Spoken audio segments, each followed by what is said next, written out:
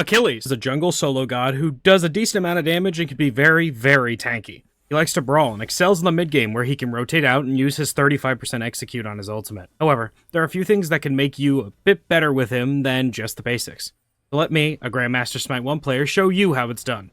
Before we start though, I want to mention that it is still a beta, so things are subject to change. If Achilles is changed in a major way, I will remake his guide for you. Speaking of major changes, I'm working on a remake for the Mordred guide, which I will be pairing with all the new aspects that are added for gods I already did guides on, unless you guys think I should make those two separate videos. So let me know in the comments. Also, do we care if the gameplay in the background for the guide is a conquest or an arena? There are certain characters that I need to do that, to be honest, I don't enjoy the role they're being played in. So, do you care if the gameplay is an arena, despite the guides always being made for conquest? Again, let me know in the comments.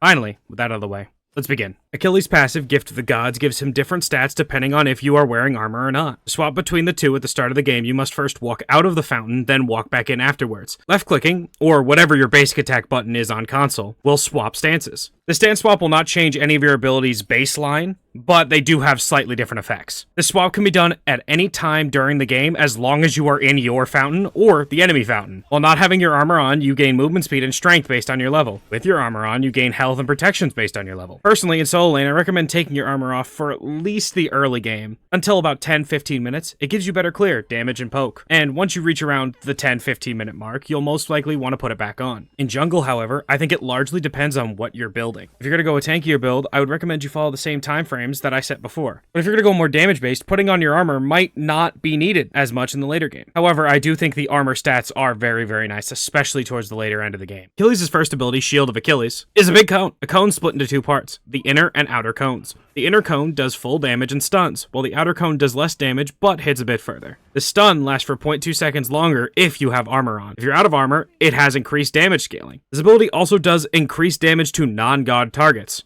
How much? Shit, I don't even know. Like, I can't even tell you that. Like, Achilles' second ability, Radiant Glory, is a buff that he gives to himself, granting him bonus strength, protections, and crowd control reduction for the time the buff is active. Doing damage with any of your abilities while having this buff on heals you, while in armor, you gain a physical shield. This shield specifically protects you from physical damage, not magical, so keep that in mind. If you're shirtless, hitting an enemy from the back will reduce their protections. Achilles' third ability, Combat Dodge, is a dash that can go 8 ways. Unlike a traditional dash where you usually have to be aiming where you want to go, you only have to be holding down the movement option for the direction you want to move. W for forward, WD for forward right, and so on. After your dash, you have a rectangle that comes out from in front of you. Hitting an enemy god with a spear means you could dash again before the ability goes on cooldown. The spear hit has a 4-second timer before it forces the ability to go on cooldown. However, if you hit the spear, you have a dash until you use the second dash. And the second dash has another spear hit, but does not make the cooldown refresh. You can also weave your basic attacks in by right-clicking to cancel the targeter after the dash before you hit. It does a ton of damage when you weave in your basic attacks properly. It makes you so much more of a threat, especially in the early game, than some people expect. Practice it a bit, and you'll easily pull it off every time. While armored, hitting your spear thrust slows an enemy. While shirtless,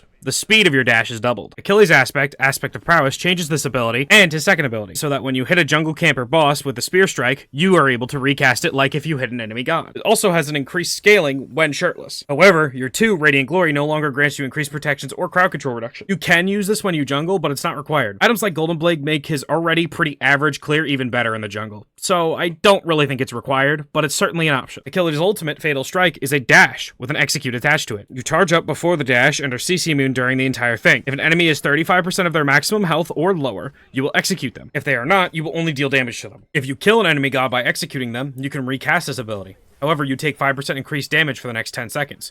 This debuff stacks for the more gods you execute. So, theoretically, you can execute all 5 gods of the enemy team and get yourself a pentakill, but you are taking more and more damage for every god you execute. Achilles is a brawler kind of character. When in the jungle, you are looking to get into a fight after it's been started to get on their damage dealers. However, try to keep an eye on their tanks, specifically their solo laner. There may be an opportunity to turn around and get a clean execute kill on them, setting your team up for a better fight. In solo lane, you want to be up front and soaking up a ton of damage so that your jungler can get involved safely. You are so tanky with the right build. Speaking of which, check out Smite2.live. You can see what the best are building and you could take what you like from there. That's better than me giving you a build that could be outdated by the time you see this guide. Hope this guide helps. And if it did, I'd appreciate a like and a sub. Other than that though, hope you have a good day. Peace.